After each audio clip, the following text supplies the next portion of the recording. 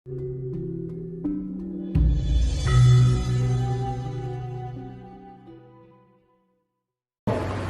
lemari itu namanya Maiso Suro. Iya, pernah disampaikan. Iya, pernah saya sampaikan.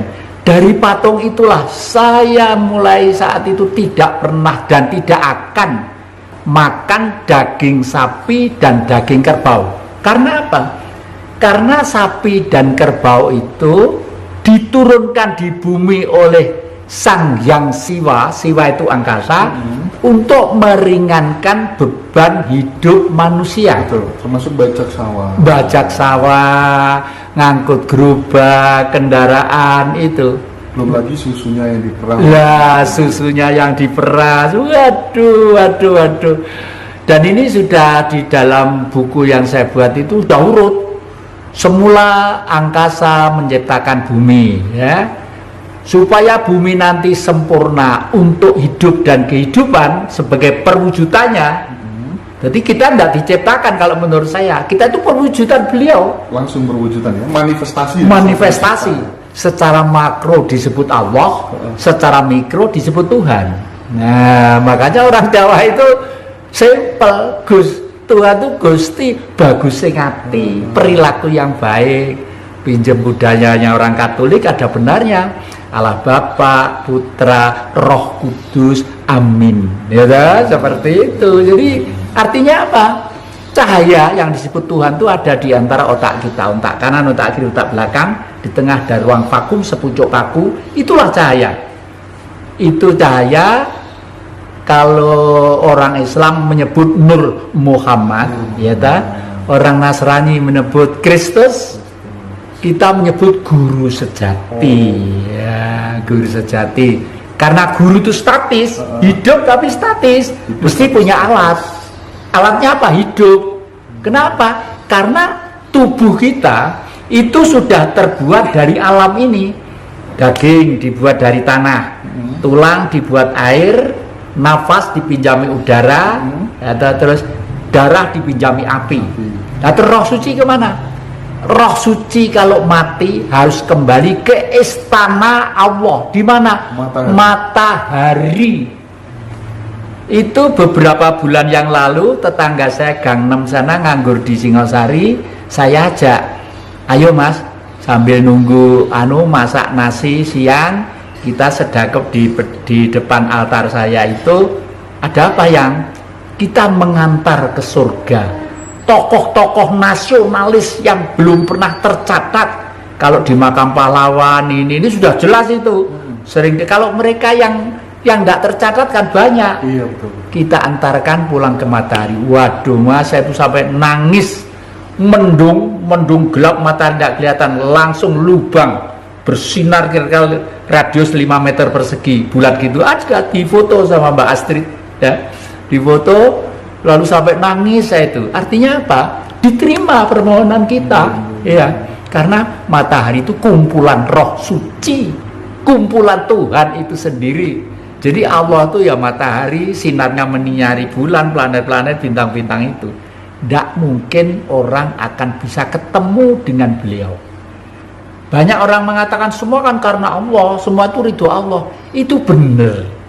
Tapi kalau terus bilang seperti itu, nanti Tuhannya tidak bermanfaat. Jadi sekali lagi poinnya, Tuhan itu berbeda dengan Allah.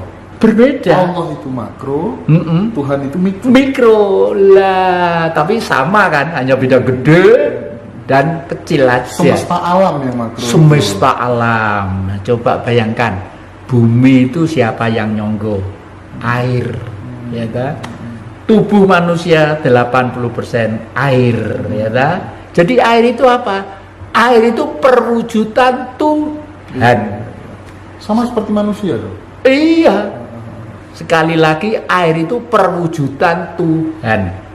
Oleh karena itu, ilmu yang kuno, kitab-kitab suci, saya perbarui. Maaf, ini untuk saya saja. Orang lain kalau nggak nutut jangan ngikuti ya. Jadi kalau di agama diceritakan tanah dan air berputar-putar di udara, dibakar api yang membara. Kalau saya ilmiahkan menjadi sentral titik aktivitas minus. Nah, terbakarnya api itu berubah menjadi air. Setelah air baru ada istilah yang namanya molekul, itu menjadi benda toh. Nah, molekul artinya akhirnya menjadi sentral molekul titik minus. Setelah ada molekul, ada material yang membungkus tubuh kita, baru yang terakhir sentral titik minus di otak kita. Nah, oleh karena itu manusia itu punya genjet yang disebut cipta, rasa, karsa. Inilah sebabnya manusia bisa membuat cloning, persenyawaan, lalu stek dan lain sebagainya. Penjelasan dari cipta, rasa, karsa itu apa ya? Cipta itu gini,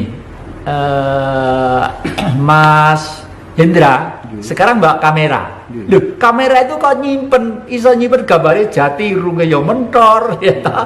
Kupinge yo ngene kok persis, ya ta. Ini ciptaan manusia. Allah tidak mungkin cipta ini, ya ta. Manusia, ya. Lalu membuat kursi ini, ya, membuat ini semua yang dimaksud menyiptai itu, membuat. Paham. Rasa. Rasa itu adalah getaran hati. Oleh karena itu sangat dominan.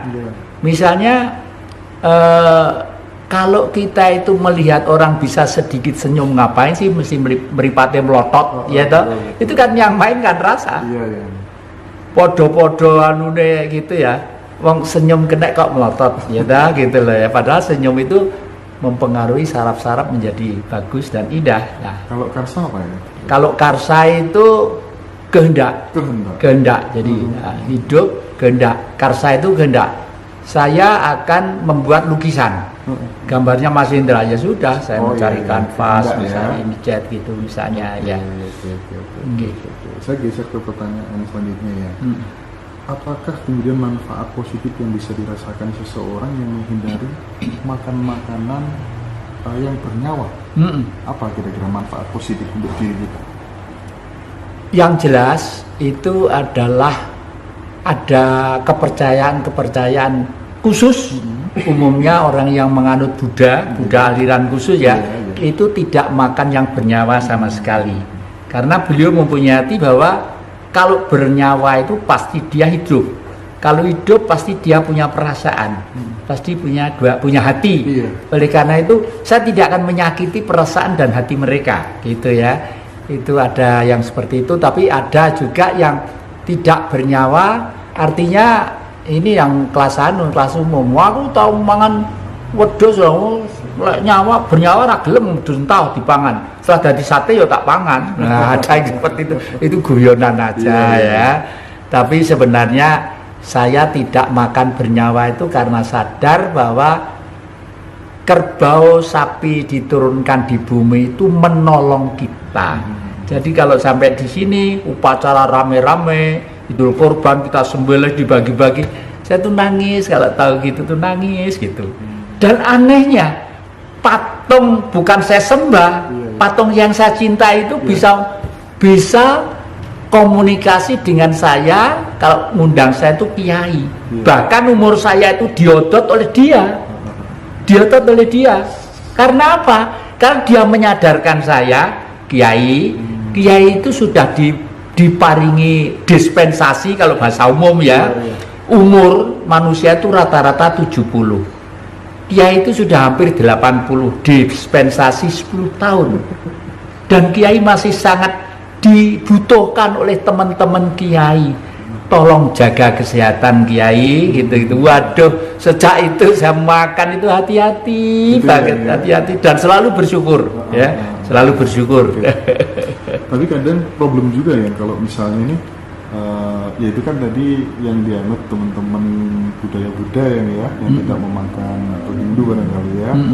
Tapi andai kata kemudian sapi terus kemudian semua orang tidak memakan, repot juga ya, nanti gimana ini sapi di jalan-jalan semua. Betul, karena ya itu tadi sebenarnya semua yang ada di bumi ini satu sama lain sudah mempunyai kodrat masing-masing. andai kata di bumi itu nggak ada disembelih, bek wedhus lah aku tahu ya apa. Itu darah telu wetong tok ndak karu-karuan Iya, gitu. makanya gitu ya. Iya. Tapi sebenarnya gini, misal nih kita muslim nih, Ya. tapi kita melihat mungkin budaya agama lain bagus nih kayaknya aku udah makan nyawa-nyawaan akan berpengaruh baik terhadap perilaku saya. Enggak masalah juga kan sebenarnya pakai aturan agama lain yang dinilai bermanfaat untuk pribadinya dia gitu. Iya, nggak masalah sebenarnya. masalah. Di dalam Al-Quran itu sendiri dijelaskan bahwa kitab ini melengkapi kitab-kitab sebelumnya, ya. Jadi kalau baca Al-Quran saja, Al-Quran aja macam-macam kok. Kalau dari Mesir sana 6.072 ayat, di Malaysia 6.573 ayat, di Indonesia 6.666 ayat. Oke, yang jadi Oke. kenapa ya kita dalam kehidupan sehari-hari itu terlalu mudah barangkali untuk menyalahkan orang lain? Apa sebabnya ini? Sebabnya adalah diri kita belum menemukan siapa sebenarnya kita ini atau manusia ini. Kalau mereka sadar bahwa manusia itu adalah cahaya dan perwujudan Tuhan itu sendiri, Semua jenis manusia, semua jenis manusia. seburuk apapun kelakuannya, Iya, kalau sadar dari situ dan sadar ini kan nggak ada kebencian. Iya, nggak ada kebencian. Dan sadar ini kan berjalan secara dialektis, Mas. Jadi sadarnya tahun 2000, tahun 1 dengan sadarnya tahun 1000 dengan sadarnya tahun 3000 lain lagi. Dan sadar tentang Tuhan harus bisa dibuktikan. Misalnya kalau adik-adik ngumpul, ayo sekarang saya lagi mengadakan pengkaderan ya, tingkat pengikut Bung Karno. Judulnya pengkaderan itu pengkaderan tingkat paripurna. Artinya tingkat paripurna itu manusia sudah sadar bahwa dirinya itu mempunyai cahaya Tuhan yang harus kita pelihara dengan baik sehingga manusia itu menjadi manusia yang istimewa. Terus biasanya itu, ayo adik itu saya pernah ke rumahnya atau belum? Belum yang sudah. Tolong ya, sampean keliling-keliling ke kiri kanan minimal satu kecamatan. Pernah yang? Dah. Ini ada kata rumah sampean menghadap ke sana. Terus saya diam gini, saya tanya Tuhan, ya Tuhan, apakah ada di kiri kanan adik-adik saya itu ada tempat yang dulu disakralkan oleh leluhur, sekarang terabaikan karena kemajuan zaman. Terus tangan saya begini, langsung tek terus bergerak. Oh ke sana, kira-kira sekian kilo. Betul Pak, betul yang. Di sana ada sumber gede, ada pohon gede. Dulu katanya mbah-mbah itu untuk gini-gini. Sekarang untuk apa? Sekarang yang buat apa ya? Sekarang untuk guyang wedhus, guyang ini sapi gitu. Kalau itu kan tata caranya yang jadi ketika berkomunikasi dengan Tuhan ya. Ya. Ini kalau saya pribadi begini ya. Misal nih saya diem ya, saya diem, terus kemudian Gusti, kira-kira nanti gini, terus kemudian ada keantepan jawaban sendiri, itu termasuk latihan apa enggak kira-kira? Ya, latihannya adalah kalau ada gerenjet baik, jangan sampai ditunda. Gerenjet baik, kalau misalnya gerenjet saya harus nyopet orang itu gerenjet jelek ya. Tapi misalnya kenapa ya saya kok harus telepon adik saya atau menjenguk ibu saya, bapak saya, keponakan saya, itu kan baik ya. Seperti Pak Win itu teman saya. Akhir-akhir ini datangnya Pak Win lagi ngumpul dengan Singosari dengan grup ini, itu bagi saya adalah suatu wujud bahwa sudah waktunya kita menghidupkan kembali semangat nasionalisme yang harus dikibarkan di negeri ini. Mengingat negeri ini ternyata sudah begitu rapuh nasionalismenya. Caranya sudah tidak seperti pada waktu Bung Karno masih muda, pada nama caranya lain. Caranya lewat apa? Lewat budaya dan spiritual. Itu. Jadi kalau misalnya ada pertanyaan, bagaimana cara mengubah kebencian kita kepada seseorang yang jadi cinta dengan memahami siapa sesungguhnya hakikatnya manusia itu sendiri. Maka sudah tidak ada kebencian. Ya gampang tadi. Andai kata saya dibenci, seneng pada. Ya mesti gak seneng tuh ya. Satu, yang kedua, saya pakai teori salib ya. Salib itu begini. Ini pendek, ini agak panjang, yang ini panjang.